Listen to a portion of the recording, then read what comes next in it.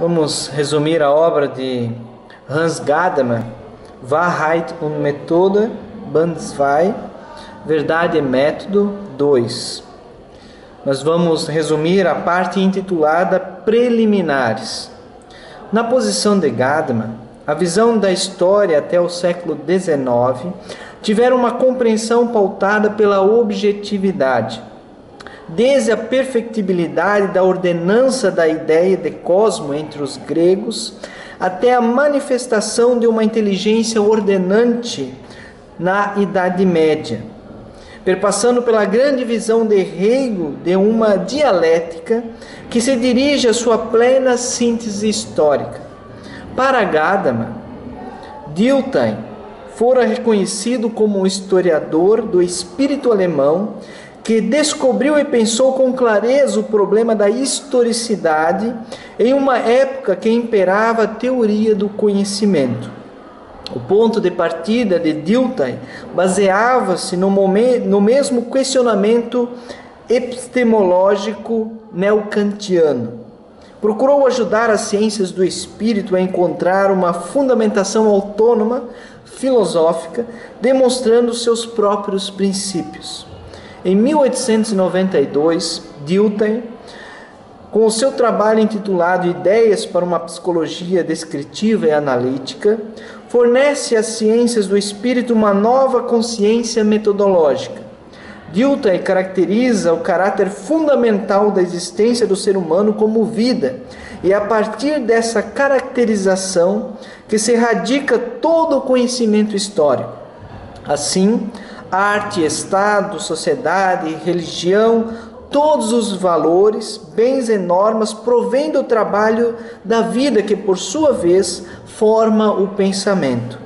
Segundo Dilthey, galgar tais valores dentro de uma hierarquia ou estabelecê-los como valores absolutos seria desconsiderar o horizonte histórico, tornando-o limitado.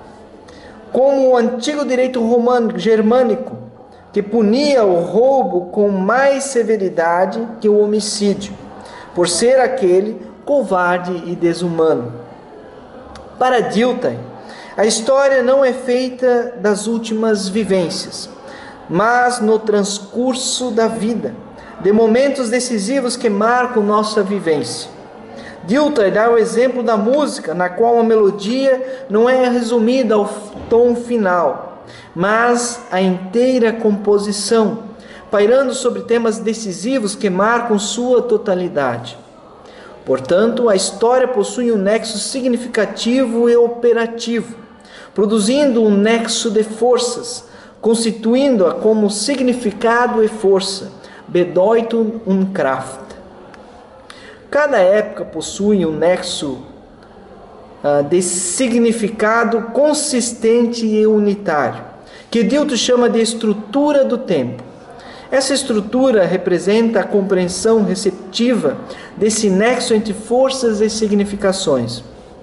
Aqui, Dilthey pressupõe que a história deve se libertar do conhecimento por conceitos, a fim de formar suas próprias objetivações, formando uma reflexão infinita da qual o conhecimento liberta-se do rigorismo fechado das significações absolutas.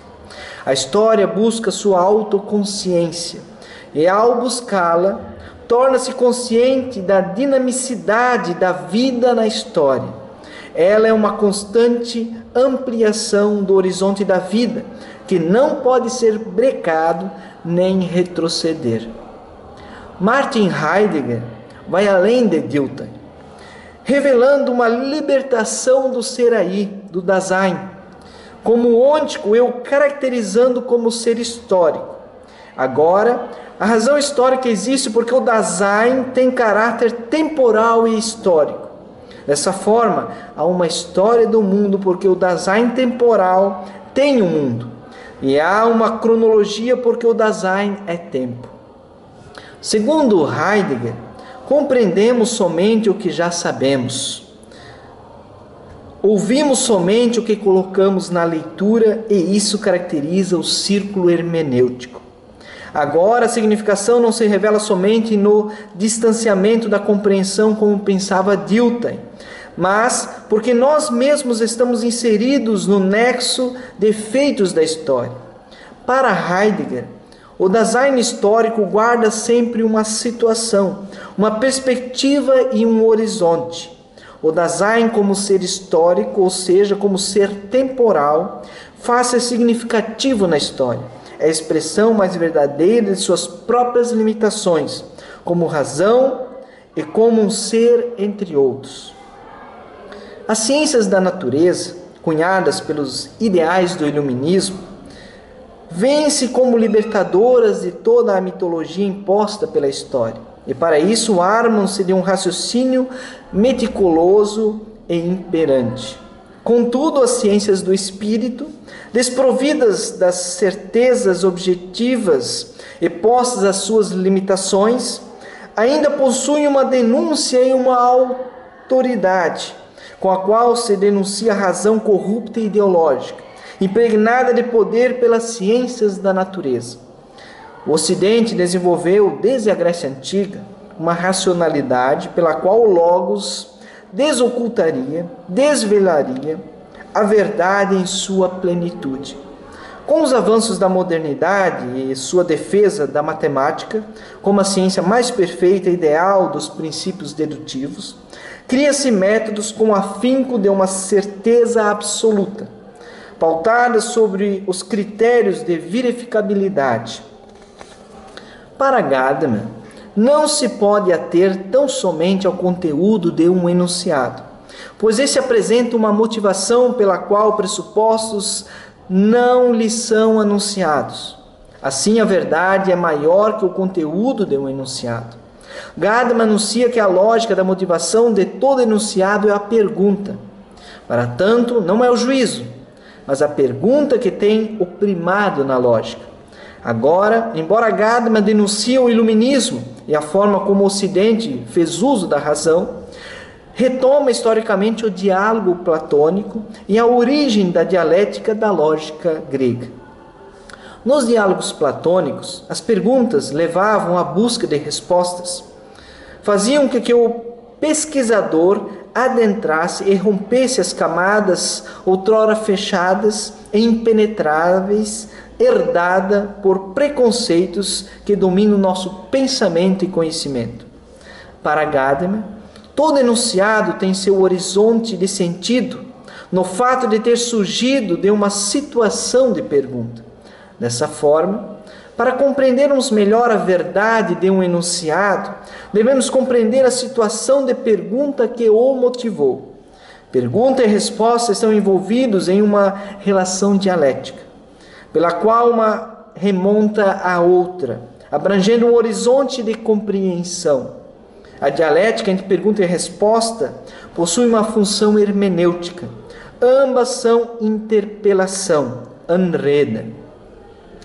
Quando Gadamer fala dessa relação dialética, quer dizer que a verdade de um enunciado é interpelação, ou seja, possui um horizonte histórico, não se restringindo a um virar-se na situação, como expunha o pragmatismo, esquecendo a historicidade pela qual o enunciado foi constituído, sua situação de pergunta.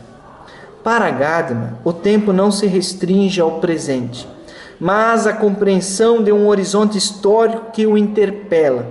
Assim, compreender o passado significa ouvi-lo no que ele tem a nos dizer como válido. O círculo hermenêutico heideggeriano coloca o texto como parte de um todo compreensivo. Ambas as partes e o todo se interpelam. Segundo Heidegger, na compreensão de um texto, devemos nos ater ao próprio texto e abstermos de interpretações prévias e chutes. Todavia, quem quiser compreender um texto deve realizar um projeto, pelo qual se projeta de antemão um sentido do todo. Tão logo se mostre um primeiro sentido no texto. Esse sentido inicial somente se mostra porque lemos o texto já sempre na perspectiva de um certo sentido, que sofre uma constante revisão à medida que aprofunda e amplia o sentido do texto. Nesse processo de ampliação, o sentido prévio pode ser mudado. Por isso, sempre a necessidade de confirmar as hipóteses, as coisas elas mesmas. Assim, uma consciência hermenêutica deve ser previamente receptiva à alteridade do texto. Essa receptividade, susceptibilidade, Empfänglichkeit, não pressupõe neutralidade, mas ter consciência dos próprios pressupostos, a fim de que o texto se apresente a si mesmo em sua alteridade, possibilitando o exercício de sua verdade objetiva contra a opinião própria. Mesmo que se suspenda os preconceitos, para se ter as coisas elas mesmas, a interpretação sempre estará entre a familiaridade e a estranheza. Nesse entremeio, situa-se o verdadeiro local da hermenêutica. Por ela ser continuidade histórica, seu sentido não pode ser esgotado no enunciado, mas no horizonte de sentido que é contínuo e ampliador. Entender e escutar a coisa, Sachen, por ela mesma, vem se tornando cada vez estranho ao desenvolvimento de uma racionalidade técnica. No mundo em que se torna cada vez mais técnico, falar de dignidade das coisas torna-se cada vez mais incompreensível. Agora, um problema se torna evidente. Como estabelecer uma correspondência, Entsprechung, entre o ser e a coisa? Ou seja, entre o espírito humano e as coisas? Segundo Gadamer, essa correspondência se dá pela linguagem. Não por uma linguagem simbólica formal, nem nominalista, mas porque a linguagem é ontológica e apresenta horizontalidade histórica. A linguagem não é um projeto da mente humana, mas ela é vivência da vida humana. É a correspondência entre o ser e a coisa. Busca-se no início do século XX, através da lógica, uma linguagem artificial, pura, que todavia impunha limites a si própria. Segundo Gadamer, já Bacon denunciaria os idolafori, que seriam os preconceitos no uso da linguagem, como sendo empecilhos para uma investigação do conhecimento livre de preconceitos. Gadamer dirá que antes de todo o pensar crítico, filosófico e conceitual, o mundo já sempre se nos apresenta uma interpretação feita pela linguagem. Nunca se trata de começar do zero, mas de uma continuação interpretativa. Gadamer alerta, ao mesmo tempo, que a linguagem possui suas limitações. Ela, quando conceitualizada, torna-se significativa, mas também interrompe-se o fluxo de sua totalidade. Gadamer traz o exemplo de quando sua filha lhe pediu para ensinar a escrita da palavra morango. Disse-lhe como era. Ela ficou um instante pensativa e respondeu: "Que estranho, quando ouço assim, não entendo mais a palavra. Só quando volto a esquecê-la, é que estou novamente nela." Aqui Gadamer vê a importância de se ver a linguagem como autoesquecimento. O autoesquecimento denuncia o encobrimento que se dá pela alienação e enrijecimento da linguagem, expondo a carência da linguagem para se chegar à envergadura total da reflexão. Várias centenas de anos se passaram e ainda não conseguimos entender a dimensão da palavra ser dada na filosofia de Parmênides. À medida que o pensamento se adentra em tal plenitude, vê a carência linguística, não podendo assim manter seguramente sua própria intenção pensante. A carência de linguagem é a carência do próprio pensador. Onde a linguagem fracassa, ela já não consegue manter com segurança a orientação de sentido de seu pensamento. Para Gadamer, a reflexão filosófica não é um esclarecimento histórico de conceitos individuais, mas de renovar a tensão de pensamento que se mostra nos pontos de fratura do uso da linguagem, em que se recusa o esforço do conceito. Essas recusas, rejeições, Verwerfungen, representam que a filosofia não é enrijecida em conceitos, mas os coloca em movimento, em questionamento. Segundo Gadamer, por esse viés, o conceito de adequação ganha novo significado. Agora, não se trata de adequação de um dado prévio da experiência, como acontece nas ciências empíricas, mas de uma adequação ao todo da experiência. Reporta-nos ao todo da própria linguagem. Para tal tarefa, Gadamer invoca os diálogos platônicos e a conversação do Sócrates platônico, que tem o poder de romper conceitos que se tornaram rígidos, desfazendo conceitos normativos que se movimentam no reino do óbvio. Para Gadamer, o ideal da linguagem filosófica não pode ser uma nomenclatura terminologicamente unívoca e desligada da vida da linguagem, mas a religação do pensar conceitual à linguagem, ao todo da verdade que nela está presente. Gadamer vê que o realizar-se da linguagem é o diálogo, não o enunciado lógico, mas isso não significa que ela é desprovida de lógica e generalidade, mas que é comunicativa e, como tal, vai além do conteúdo do enunciado concedido pela lógica. Como com a virada linguística, principalmente do segundo Wittgenstein, que retoma a linguagem da ciência para a linguagem da vida cotidiana, e o retorno das ciências empíricas para a experiência do mundo da vida em Russell, faz com que, em vez de submeter-se à lógica, a hermenêutica deve de voltar a orientar-se pelo caminho comunicativo. Agora, o mundo experimentado pela comunicação se apresenta como uma totalidade aberta. Segundo Gadamer, isso não é mais que a experiência. A experiência se dá sempre que se experimenta mundo, sempre que se supera o estranhamento, onde se produz iluminação, intuição, apropriação. Nesse viés, as palavras não designam algo unívoco, mas brotam do movimento comunicativo da interpretação que o homem faz do mundo e que se dá na linguagem.